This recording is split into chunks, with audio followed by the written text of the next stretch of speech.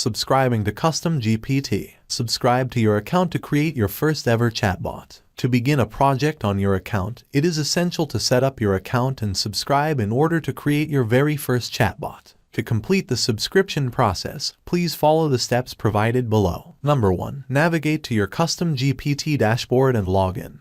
Note, if you do not have a CustomGPT dashboard account, please create an account first. If you don't know how to make an CustomGPT dashboard account, then please see our How to Create an Account tutorial. Number 2. Upon logging into your account, you will see your dashboard. Number 3. On your dashboard, click Create Project button on the top right side of your screen.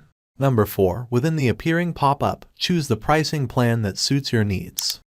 Number 5. Fill in all the required fields for the subscription. Like fill up your credit card details. If you have a coupon code, enter here. Select your country.